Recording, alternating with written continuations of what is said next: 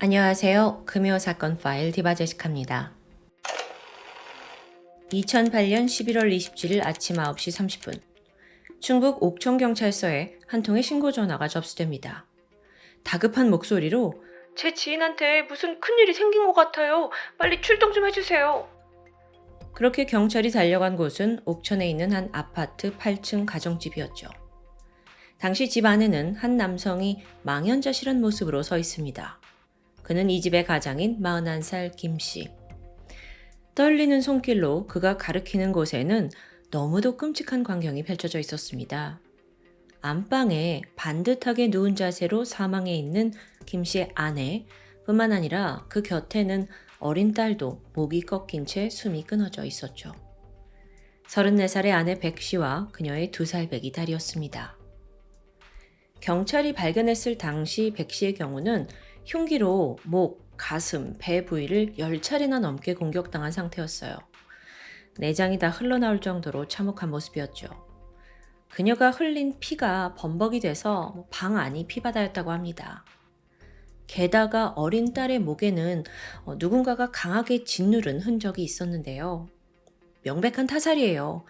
경찰은 곧 현장을 통제했고 감식 작업과 수사를 시작합니다.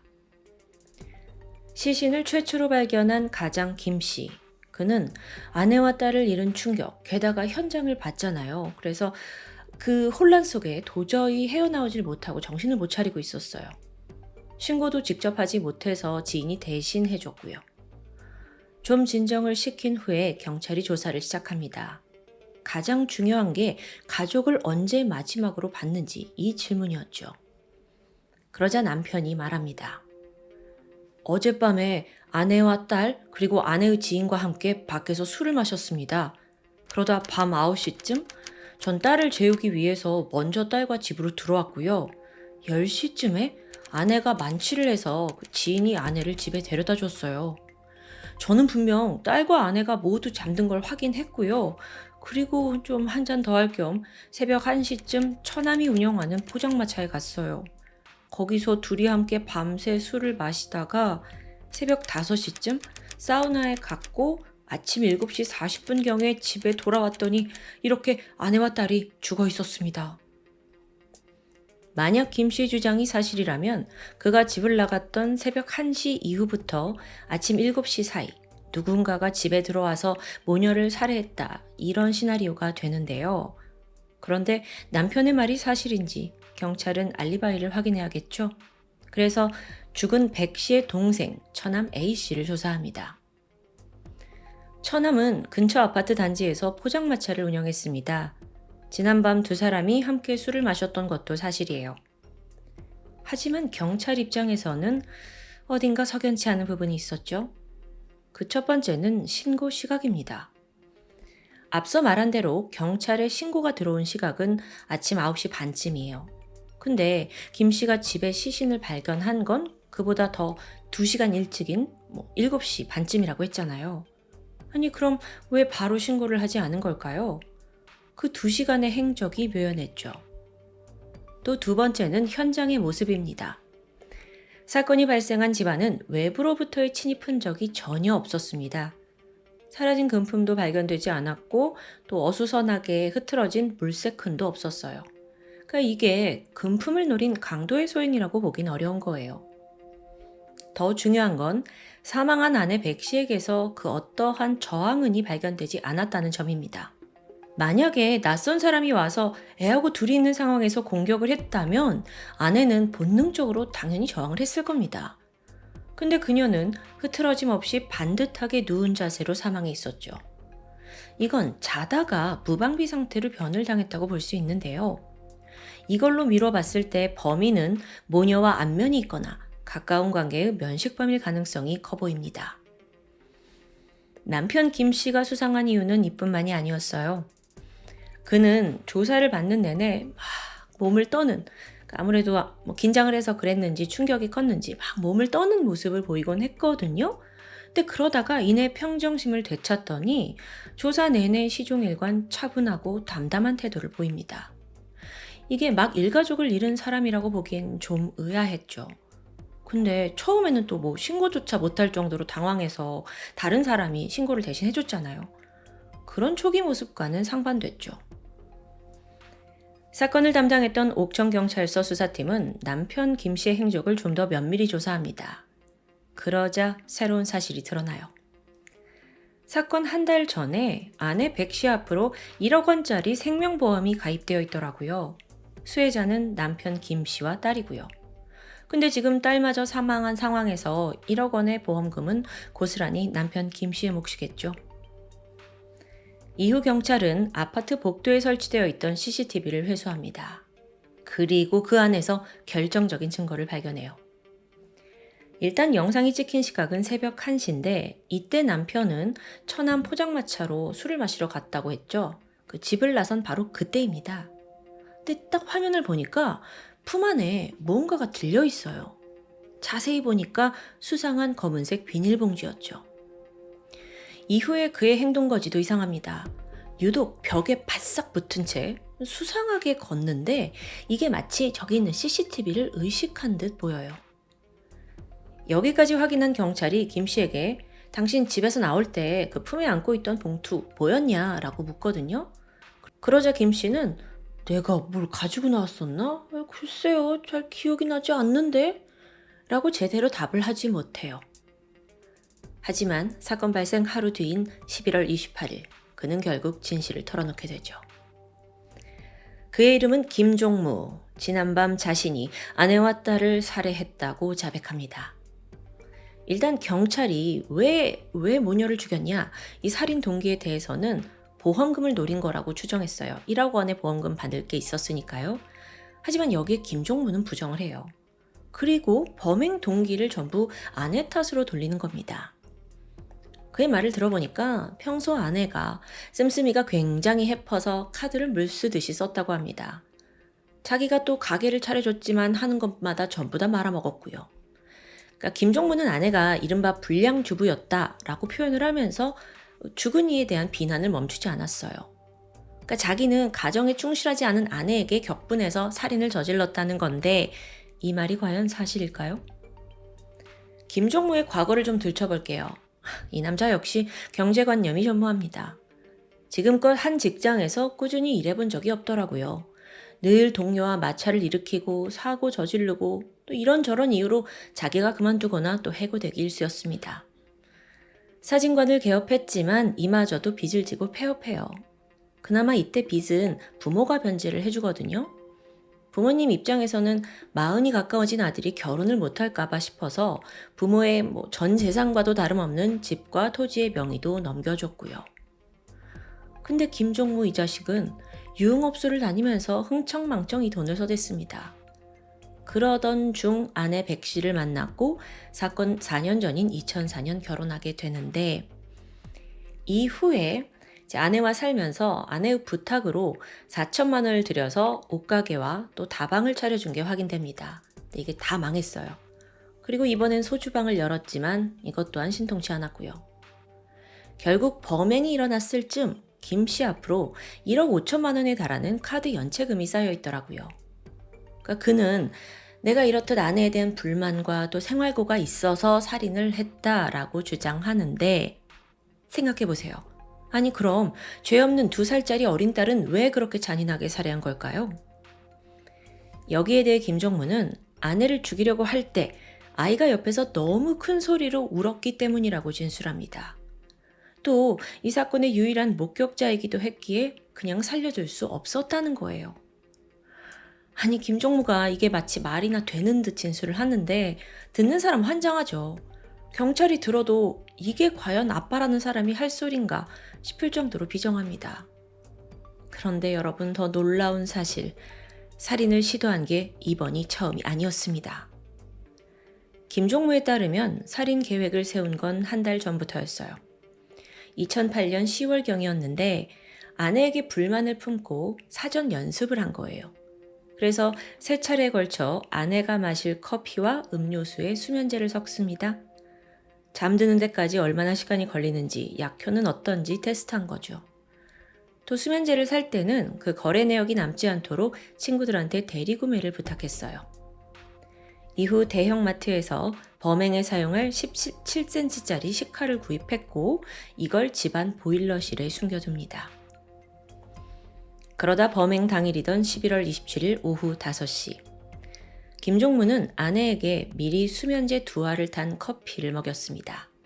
그리고 나서 6시 반쯤에 남편, 아내, 그리고 딸, 거기에 지인 B씨까지 다 같이 만나서 식사를 하고 술을 마시게 돼요.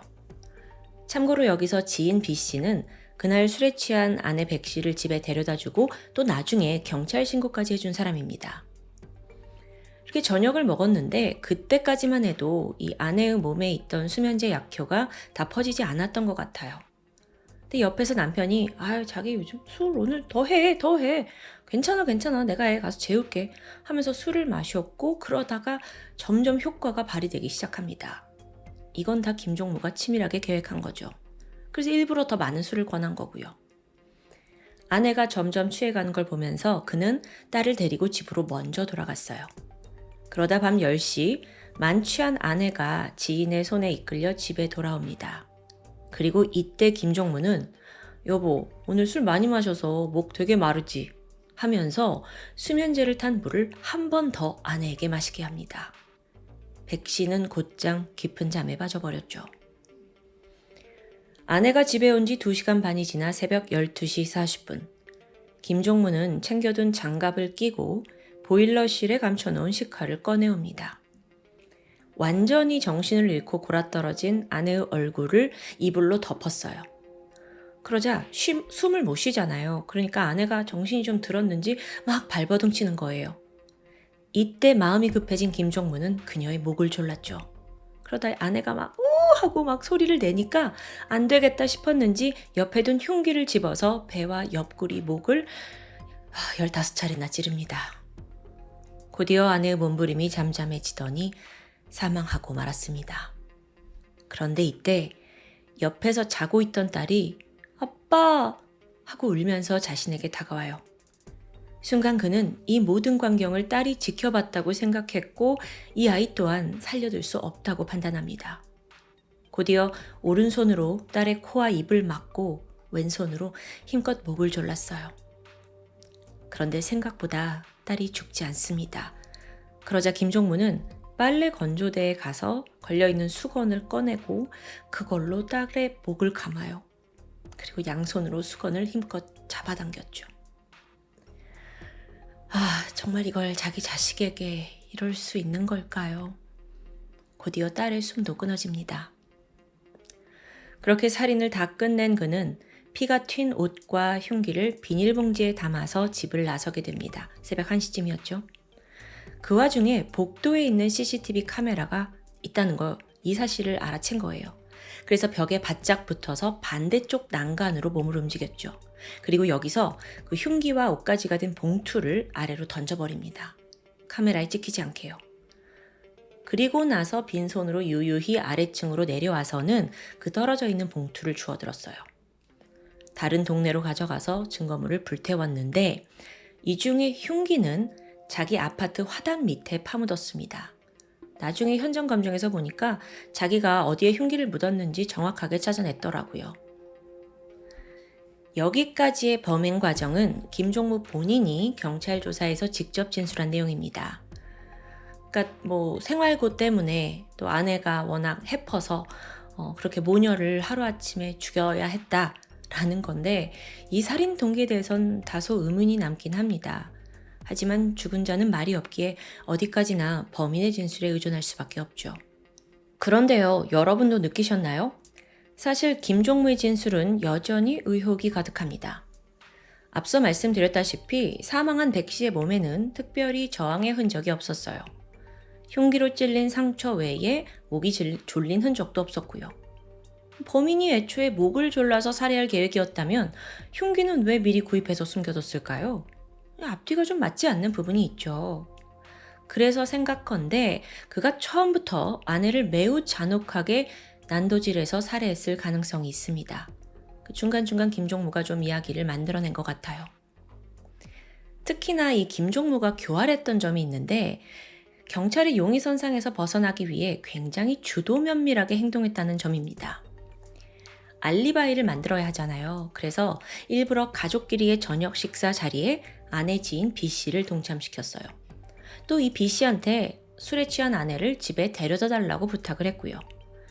살해를 한 후에는 아내 쪽 사람인 처남을 찾아가서 밤새 술을 마시면서 시간을 보냈죠. 이게 다 나중을 위해서 아내 쪽 사람들과 알리바이를 만들어둔 거예요. 굉장히 치밀한데 담당 수사팀이 이렇게 사건을 조사하던 중에 갸우뚱 냄새를 맡습니다. 아니 이렇게 치밀하고 자식까지 죽일 정도의 비정한 사람이라면 정말 이게 첫 번째 살인일까? 분명 뭔가 숨겨진 의혹이 더 있을 겁니다. 그래서 김종무의 가족, 지인과 관련된 또 다른 사건들을 파헤치기 시작했죠.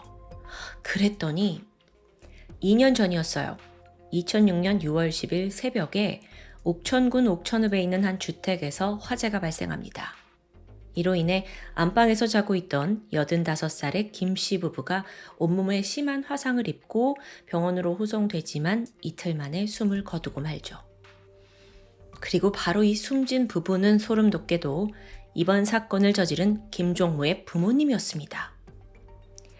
당시 그는 유족의 신분으로 경찰 조사를 받게 되거든요. 이때 뭐라고 했냐면 평소 저희 어머니가 허리 수술 받고 통증 때문에 굉장히 힘들어했어요. 아버지도 건강이 좋지 않으셨고요. 두 분이 항상 입버릇처럼 아이고 삶에 희망이 없다라고 말씀하셨는데 그러니까 이게 부모님의 극단적 선택을 암시하는 이야기죠. 더구나 사건 당일 그럼 김종부가 어디 있었냐? 이 행적에 대해서는 아내 백 씨가 증인이 되어 주었습니다. 남편이 나랑 하루 종일 같이 있었다라고 진술을 하면서 알리바이가 확인된 거예요. 결국 화재 사건은 생활고를 비관한 노부부의 동반 자살로 내사 종결됐었죠. 그런데 끝이 아니에요. 새로운 목격자가 나타납니다. 그러면서 사건의 반전을 맞이하게 되는데 목격자가 뭐라고 하냐면 그 집 아들처럼 보이는 사람이 집을 나간 뒤에 불길이 치솟은 것 같은데? 라고 말한 거예요. 그러면서 이 사건은 사실상 재수사가 예정되어 있었어요. 근데 그 와중에 김종무가 아내와 딸을 살해한 거고요. 경찰이 얼른 김종무에게 달려가서 부모님 김씨 부부 화재 사건에 대해서도 추궁합니다. 그리고 머지않아 그는 실토해요. 부모님도 자기가 죽였다고요. 범행 동기는 재산이었습니다. 앞서 말했듯 김종무에게는 부모가 증여한 집이 있어요. 근데 이걸 조금이라도 더 일찍 팔아서 돈을 만들려고 부모를 살해했다는 거죠. 진짜 너무 소름입니다.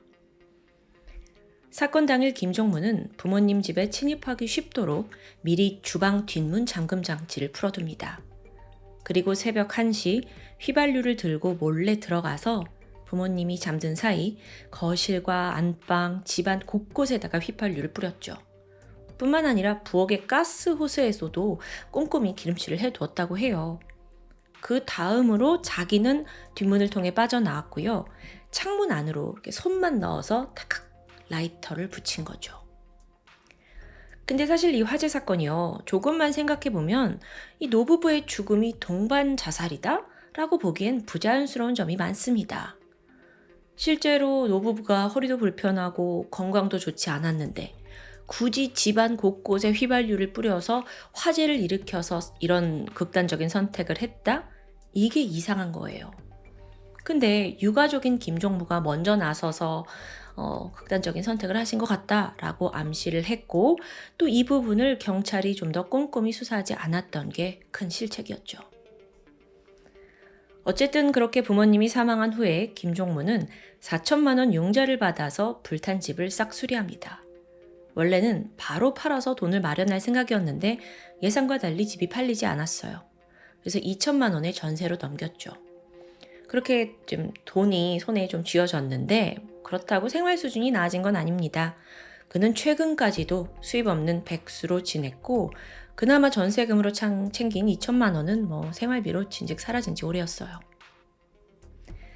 2009년 4월 8일 김종무는 모녀 연쇄살인 그리고 부모님 존속살인 방화까지 해서 1심에서 사형을 선고받습니다. 마땅한 처사예요. 지금 자기 주변 가족 4명이 죽었습니다. 하지만 항소심이 있었고 결국 무기징역으로 감형이 되는데 그 이유가 당시 김종무가 극심한 생활고를 겪고 있어서 올바른 판단을 할 수 없었다는 이 정신적인 문제점이 인정이 된 겁니다. 저는 이게 이해가 잘 안 되는데 아니 생활고를 겪는다고 해서 부모와 아내, 딸까지 죽이는 게 말이 되나요? 이후 상고심에서 원심은 확정되었고 그는 사형수가 아닌 무기수로 현재 복역 중입니다. 그저 돈 때문에 부모를 살해한 것도 모자라 아내와 자식까지 죽인 비정한 살인범 김종무. 근데 이 사건 굉장히 충격적인데 그에 비해 사건 전말은 사람들에게 그리 널리 알려지지 않았던 것 같아요. 또한 아내와 딸을 죽인 진짜 이유에 대해서는 좀 찜찜한 부분이 남습니다. 단순히 보험금을 차지하기 위해 어린 딸까지 살해한 건지, 그럼 정말 가족이란 존재가 그냥 방해물 정도로만 여긴 건 아닐까요? 혹은 어쩌면요, 자신이 부모님을 살해한 사실을 아내가 알고 있었던 건 아닌지도 의문이 듭니다. 이에 대한 모든 진실은 오직 김종무 본인만이 간직하고 있겠죠. 그에게 묻고 싶습니다. 당신에게 가족이란 존재는 도대체 무엇이었냐고요. 지금까지 금요사건 파일 디바제시카입니다. 안녕하세요. 금요사건 파일 디바제시카입니다. 지난 2014년 8월 23일 새벽 경부고속도로 하행선에서 8톤 화물차를 운전하던 A씨가 밀려오는 피곤감에 잠시 쉬어야겠다고 생각합니다. 그리고는 곧이어 천안 나들목 부근에 있는 갓길에 정차를 하게 되는데요. 여긴 천안 휴게소 앞에 있는 비상 주차대인데 말 그대로 급할 때 잠시 차를 세워둘 수 있는 공간입니다. A씨가 차에 앉아서 잠시 숨을 돌리던 사이 얼마 후 트럭 뒤편에 강한 충격이 느껴졌습니다. 당시의 시각은 오전 3시 41분. 놀란 운전자 A씨가 당장 차에서 내려서 뒤로 다가갔죠. 예상대로 추돌 사고였습니다. 뒤편에 처참한 광경이었는데 스타렉스가 이 트럭을 들이받으면서 차의 조수석 부분이 화물차 아래로 깔려서 들어간 상태였어요. A씨는 우선 운전석으로 다가가서 상태를 확인합니다. 천만다행으로 이 뒷차 운전자는 의식이 있었습니다. 그가 A씨를 보게 되자 첫 마디가 이랬는데요. 선생님, 제가 차를 받은 건가요? 이 응급 상황에 A씨는 일단 동승자가 있냐라고 묻게 되는데 여러 번의 물음에도 이상하게 원하던 대답은 돌아오지 않았죠. 그리고 잠시 후 사고 현장에 견인차가 도착합니다. 그리고 견인차 기사가 동승자 있으세요?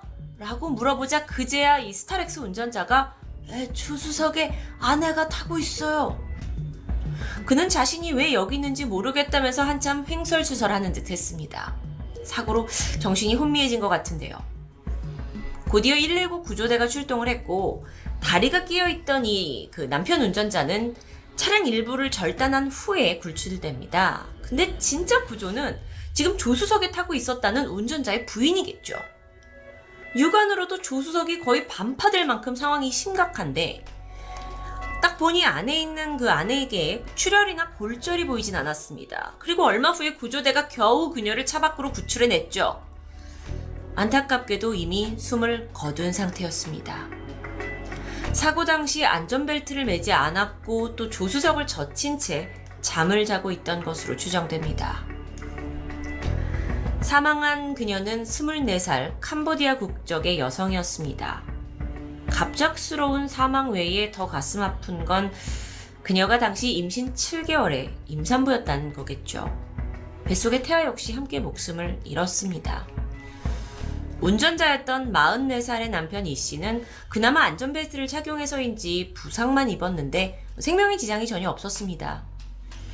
경찰 조사를 해보니 이 씨가 내가 졸음운전을 하다가 갓길에 정차된 이 화물차를 보지 못하고 그대로 들이받았다라고 진술하게 되는데요.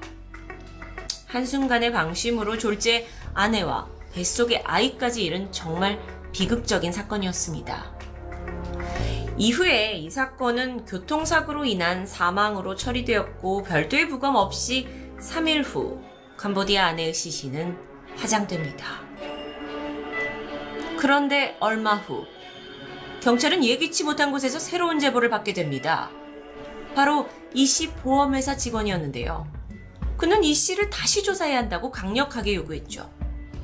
그 이유가 뭐냐 했더니 이 씨가 아내 앞으로 들어놓은 보험의 개수가 무려 32개. 게다가 사고로 받게 될 사망보험금이 총 95억에 달했기 때문입니다.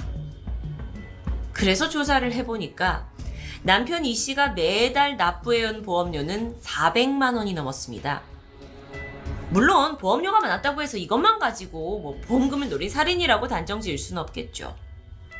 그래서 경찰은 사고 발생 그 상황을 다시 한번 꼼꼼히 검토하게 되는데 예상대로 몇 가지 의문점들이 드러납니다. 먼저 이 씨가 줄곧 내가 졸음운전을 한 사고다라고 진술했습니다. 자, 그 말인즉슨 핸들이 이렇게 오른쪽으로 꺾인 걸 모른 채 졸음운전을 한 탓에 그대로 들이받았다는 거겠죠.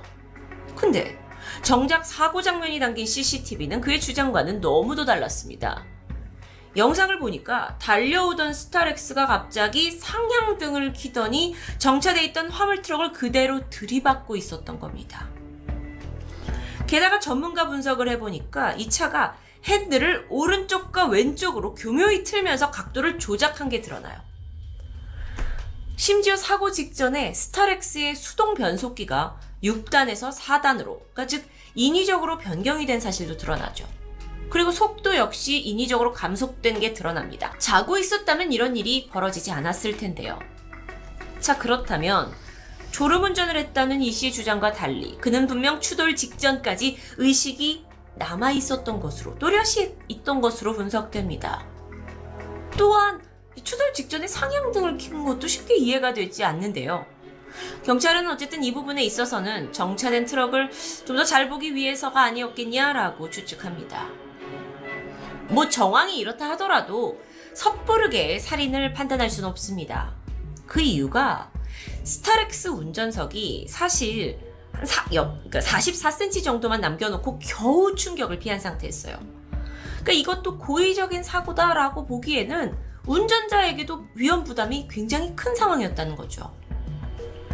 그날 이 씨가 사고 당시 충격으로 상황을 제대로 파악하지 못했을 가능성도 배제할 수 없었습니다.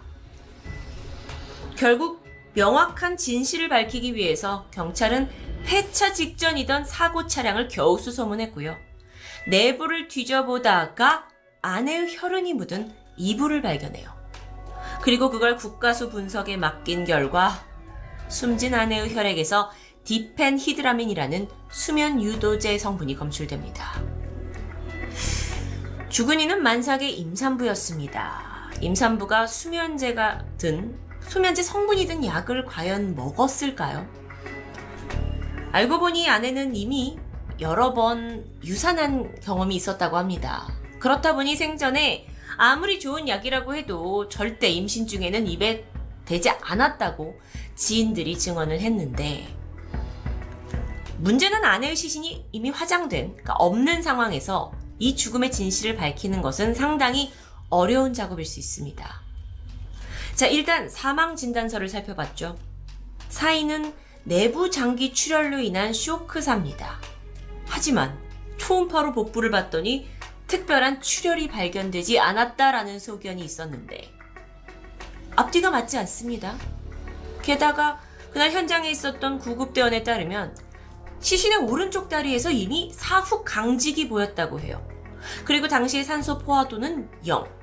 이게 무슨 얘기냐면 보통 사망을 해도 이제 한동안은 체내에 산소가 남아있기 마련입니다. 0이라는 숫자는 시간상 쉽게 이해되지 않죠. 그리고 사후 강직이라는 것도 죽자마자 발생되는 것이 아닙니다. 그렇다면 피해자는 이미 이 추돌 사고가 있기 몇 시간 전에 숨겼을 가능성을 남기게 되는데, 수많은 의심스러운 정황 속에서 남편 이 씨 심리 상태에 대한 프로파일링이 진행됩니다. 그에게 여러 질문을 던지면서 반응을 보는 건데, 그 결과가 아내의 죽음으로 인한 슬픔과 충격보다는 거액의 보험금을 받는 것에 들떠있는 것으로 나타납니다. 또한 전문가의 소견에 따르면 이 씨는 일반인에 비해서 공감 능력이 떨어지고 인간관계를 잘 맺지 못한다는 결론도 있었죠. 그 와중에 이 씨는 아내가 숨진 후 병원에서 환자복을 입은 채 웃으면서 만세를 하는 모습이 사진으로 남아 있었는데요. 여기에 대해서 이 씨는 내가 어린 딸과 놀아주다가 우연히 촬영된 것이라고 해명했죠. 과연 그는 경찰의 의심대로 만삭의 아내를 고의로 사망하게 하고 보험금을 타려고 했던 걸까요? 도대체 그는 어떤 사람이었을까요? 남편 이 씨는 지방에 있는 작은 도시에서 생활용품점을 운영하고 있었습니다. 그게 그렇게 대형 가게는 아니었기 때문에 아무리 수익이 난다 하더라도 이 평범한 가정에서 월 400만 원 이상 보험료를 납부한다? 라는 건 굉장히 드문 일이었죠. 이 씨는 이 부분에 대해서 아니 우리 가게 손님 중에 워낙 보험 설계사가 많다. 그래서 어쩔 수 없이 가입했다. 라고 주장합니다. 그리고 또 실제로 이 해당 설계사들도 이 씨가 원래 거절을 잘 못하는 성격이다 라고 증언을 하면서 신빙성을 얻게 되죠. 그런데 그 많은 보험들 중에서 범행 연관성이 있는 의심해 볼 만한 내역이 있었습니다. 바로 사고 2달 전에 가입한 생명보험. 근데 이게 사망보험금이 무려 32억 원입니다. 월 보험료는 90만 원이었고요. 확인해보니까 이 보험은 담당 보험 설계사가 그 전에 수십 차례 권유를 했고 또 이 보험사 팀장의 영업소 대표까지 이 씨를 여러 번 찾아가서 가입시킨 사실이 드러나죠. 그렇다면 쉽게 의심을 할 수 없을 텐데요. 이 씨는 아니 나는 사망보험금이 32억 원인지 몰랐다. 꾸준히 납부하면은 나중에 600만 원씩 연금 준다고 해서 그냥 재테크 목적으로 가입한 거다. 라고 항변합니다. 점점 헷갈리죠. 이렇게 상반된 주장이 난무했던 캄보디아 만사관의 사망사건. 과연 재판에서는 어떤 판결을 받았을까요? 2015년 6월 1심에서 이 씨는 무죄를 선고받았습니다. 물론 의심스럽긴 하지만 직접적인 증거가 부족하다는 이유였죠. 그럼 수면 유도죄는 어떻게 설명할 거냐? 나중에 밝혀진 바로는 사고 당시 남편의 혈액에서도 같은 성분이 검출됐습니다. 그렇다 보니 남편이 강제로 아내에게 이걸 어떤 살인의 목적으로 먹였다라고만 설명할 수는 없었던 겁니다. 반면에 검찰은 아니 이 씨가 화장을 너무 빨리 해버려서 증거 파악이 불가능했다. 다시 간접 증거를 모아서 검토를 해야 된다 라면서 항소하게 된 거죠. 2016년 1월 항소심이 열렸습니다. 그런데 여기서 반전의 결과가 나와요. 사고 당시를 시뮬레이션 해보니까 이 씨가 사고 직전에 차량을 의도적으로 이렇게 좀 조작을 했다라는 거에 이 부분이 인정됐던 겁니다. 게다가 수입에 비해서 너무도 과도한 보험금, 아내의 화장을 서두른 점, 게다가 사망한 태아를 포함해서 이전에도 지속적으로 임신 중절을 요구했다라는 점이 밝혀졌고요. 결정적으로 사고 발생 다음날 그 병원에 입원한 상태에서 핸드폰으로 어제 고속도로 사고를 수차례 검색한 것도 간접적인 고의 살인의 증거로 인정됩니다. 그렇게 이 씨는 무기징역을 선고받아요. 하지만 가만히 있지 않았죠. 그는 아니 아무리 월 400이라도 내가 그걸 낼 만한 능력이 있지 않았냐. 그리고 이 사고는 나도 죽을 뻔한 치명타를 입을 만한 사건이었다. 그래서 대법원에 상고합니다. 최종 판결을 앞두고 2017년 5월 3심이 열렸죠. 이때 대법원이 한 번 더 판결을 뒤집습니다. 사건을 파기환송시키게 되죠. 재판부는 이 CCTV 판독만으로 이 씨가 고의적으로 핸들을 정말 꺾었는지를 확인할 수 없다. 그리고 검찰이 제시한 이 시뮬레이션이 그렇게 완벽하지 않다라고 판단했습니다.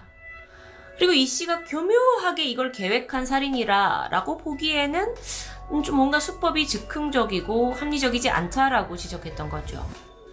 실제로 그 노트북과 휴대폰 이런 걸 다 압수수색을 했지만 이전에 범행을 계획한 흔적은 전혀 발견되지 않았습니다. 너무도 헷갈립니다. 그런데 이 판결에 사실 우리가 몰랐던 또 다른 비하인드가 있는데 일각에서 주장을 하기로는 이 사건이 파기환송된 이유가 전관예우 때문이라는 것이었죠.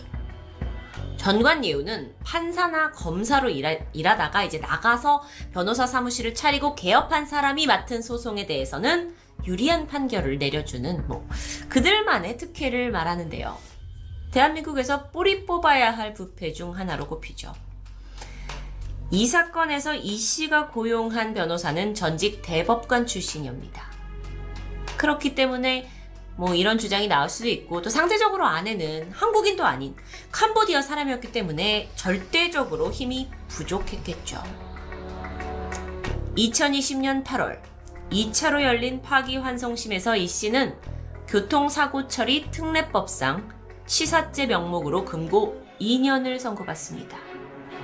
여기서 금고형이라는 건 교도소에 수감은 되지만 노역에서 제외되는 경우를 뜻하죠.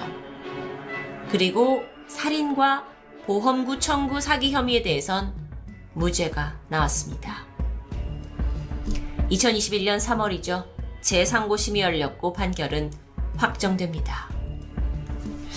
수많은 사람들이 이 사법부의 판결에 의문을 품고 비난하는 여론도 일었지만 사실상 이젠 소용없는 일이 되어버렸습니다. 이미 결정이 났으니까요.